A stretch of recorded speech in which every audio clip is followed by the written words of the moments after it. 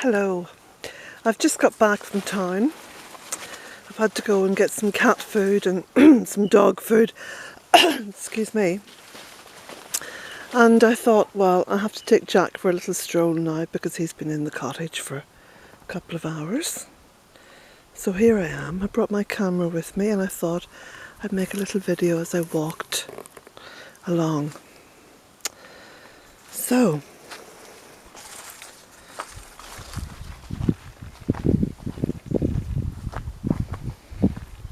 you know, it's so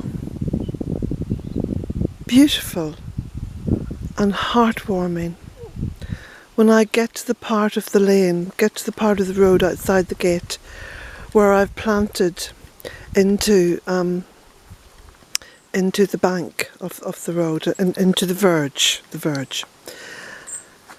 I just feel so warm inside because I just see life in front of me. And I just know that in a couple of seconds I'll be turning left and coming up this little laneway, the little laneway of Bealtaine Cottage. Jack, stay with me. Now, I'm going to go about halfway down the little lane here and I'm going to turn in on the right and take you on a little walk where I've been doing a fair bit of cutting back.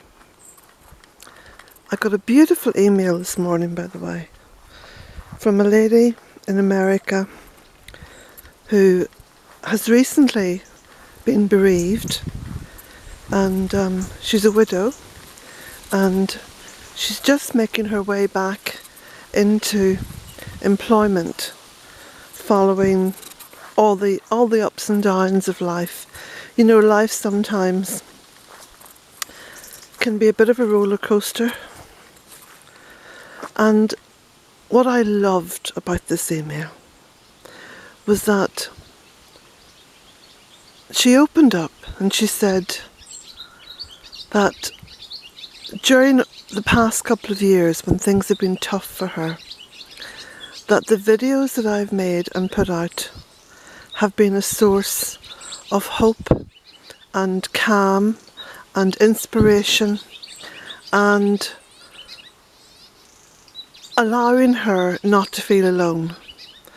You know, it's very, very uplifting for me to read emails like that, because I realise that actually, although I'm alone here, that when I put these little videos out,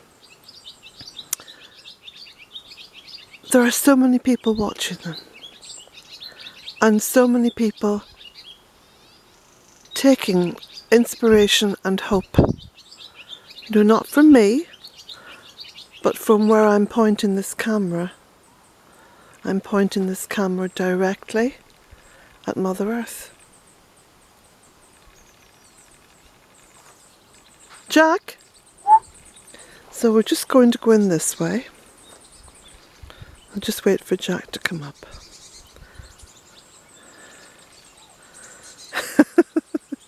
Big happy dog. He's a happy dog. Come on.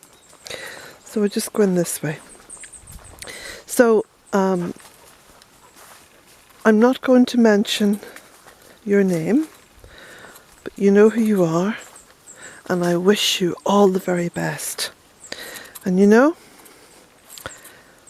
women, men, us humans, we have an incredible deep well of power, and not power in a bad way. I mean power, the stuff, the energy that comes up through us from Mother Earth. And we are well able to deal with so much. We don't realise how strong we are, you know, until we're tested. So, come on, Jack. That rascal is just off in his little jollies round the woods. Okay, round the woods. Isn't that lovely to be able to say round the woods? where once there was just a rushy field. Here we go. So this is where I've been cutting back. I'm just pointing the camera now up towards the front of the cottage, although you can't see it. And as I was cutting back, because it's a very meditative thing to do, you know, it's not, I'm not out here with the chainsaw or any kind of power tools. I'm just here, you know, with my secateurs and a little bow saw. No, it's not a bow saw, it's a pruning saw, a little pruning saw. And a little pair of loppers, although I wasn't using the loppers. So I'll show you where I've cut with the saw. This is a piece of willow here that I've cut it into 3 pieces and brought it up to the house. And I was shredding all the green bits, you know, to use in the compost toilet. And then the other bits, because they're about as thick as those branches behind there, I'm going to jigsaw those up and put them into little logs. So there was a little willow archway here, and I finally took it out yesterday because it had died. Only because there was just so much shade. So you see, when you're trying to create a woodland garden, you've got to look at nature, because nature does everything in little stages. You know, it's a bit like the gestation of a baby, pregnancy. There's little stages that you go through where you know, you're in the first trimester and you're sick, and then you're in the second trimester, and so on and so forth. And then you get towards the end, and usually you just get quite relaxed, and then the final 2 weeks you're rushing around trying to clean the house and redecorate everything. My mother said to me when I did that with my first baby, she said, "Oh, Colette, that's the nesting instinct. It's okay. That's just the nesting instinct." And I thought, goodness me, now I know what it feels like to be a bird. And why there's so much noise in the spring. It's all those female birds calling to their baby fathers, you know, "Bring more twigs. Come on, let's get this nest built." So nature's like that. Everything comes in little stages. So in creating this woodland garden, I looked at nature and I thought, okay, so I'm just going to follow those stages. So the stage 1 would be, you know, to have lots of flowers, because the trees are very small and so there's lots of light, and I can have willow arches and fedges and do all kinds of things like that and just have a lot of fun. So about the first 5 or 6 years was like that, and then, well no, about the first 5 years I suppose, and then started to go through this phase where I could see the willow arches were beginning to look a bit, you know, less healthy, and I looked above and I seen all the shading from the beautiful trees and the leaves, and I thought, okay, so this is happening now. We are just going to have this stage where certain things begin to die off or die back, and other things kind of romp ahead and grow, and so I've got to go with the flow. And so yesterday marked the final stage, I suppose, of that go with the flow, certainly in terms of the willow arch way down here, because it was just there where I'm pointing the camera. So now what there is this beautiful little woodland garden, and here you can see the paths that are now natural woodland paths, and you've got the great canopy. You've got a beautiful canopy up there of leaves, and down here now it's the beginning of a beautiful harvest for me in terms of wood and little logs and the energy source that I need for my cottage to keep it warm. So for example, there's this willow here, look, there's a big clump of willow. Now that's grown out of one or two little bits that I just stuck straight into the ground. And if you look up, see all those beautiful long branches of the willow? Well, this one here, look, it's beginning to fall out across the path a little bit. That'll be one that I'll take out.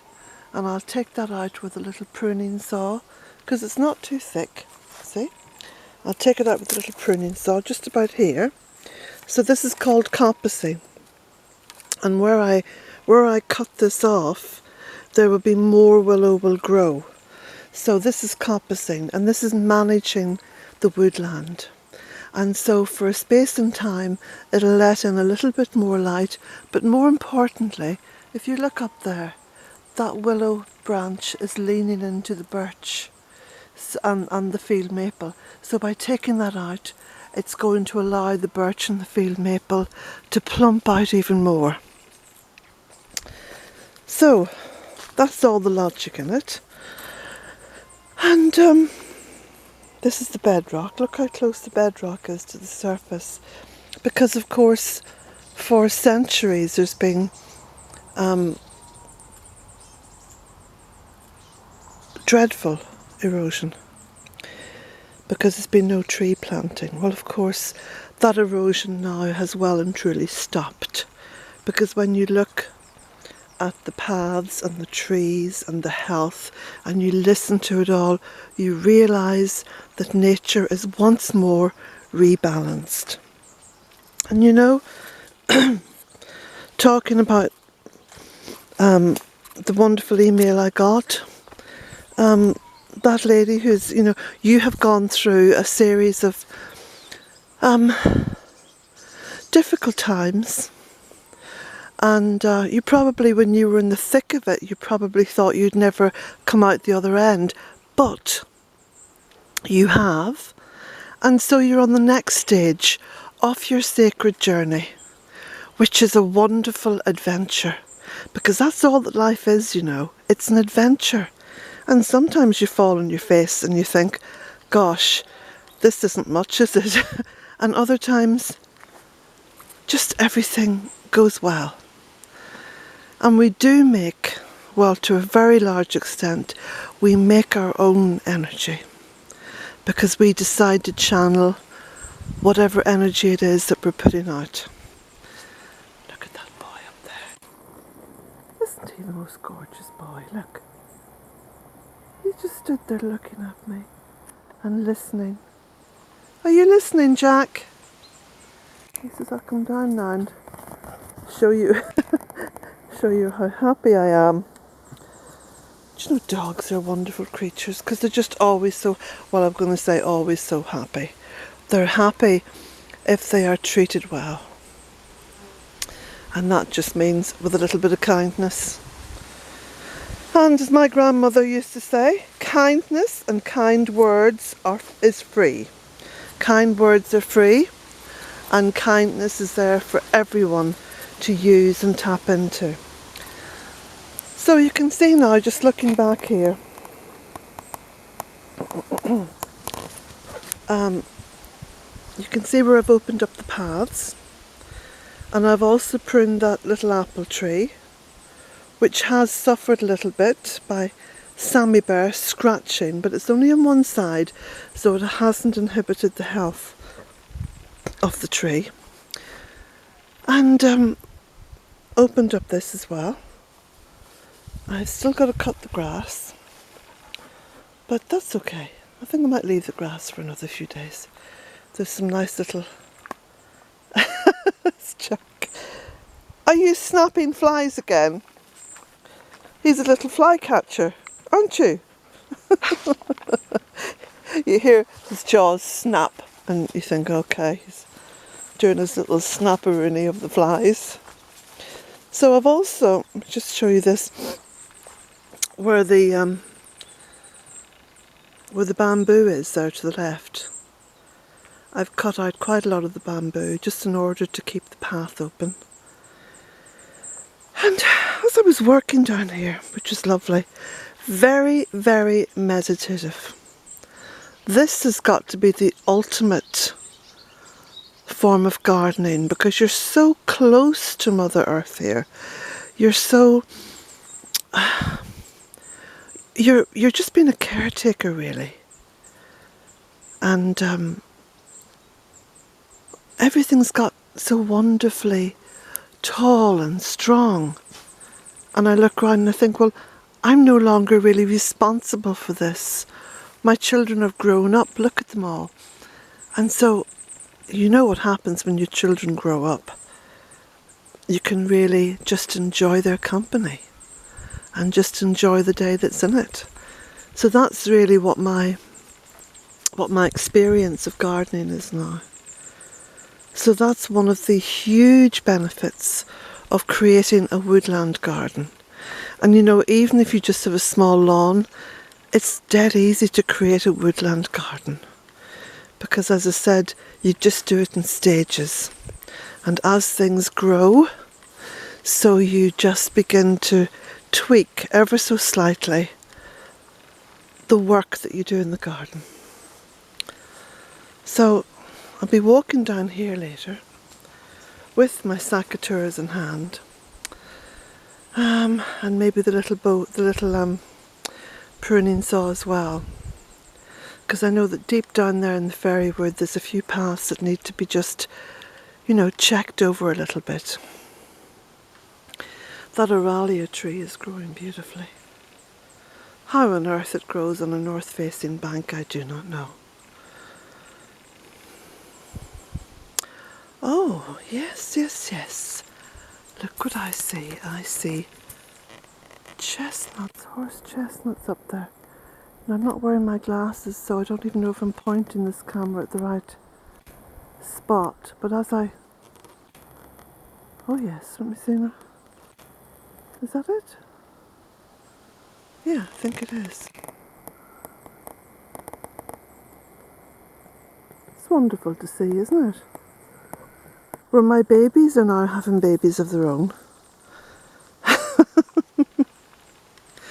And there's that beautiful, beautiful, beautiful big cherry tree that I brought from London in a paper cup. Beautiful. Magnificent. And there's all the trees, look, along the bank.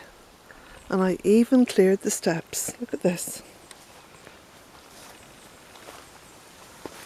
Now I must just get a wee bit of grit and put the grit down on these stones because, look, they have become a little bit slippy.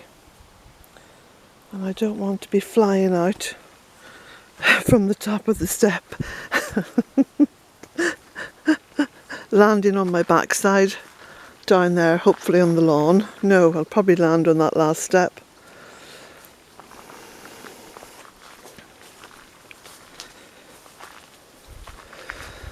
So there we go.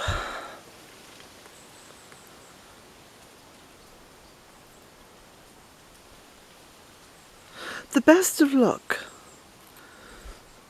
The best of luck as you return to work, my friend.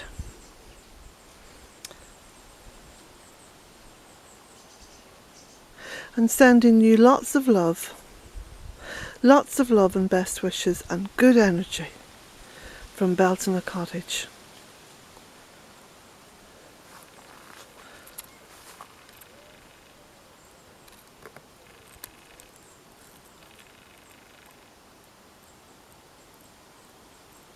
I think I'll go and make a cup of tea now. Somewhere in there I've got a scone.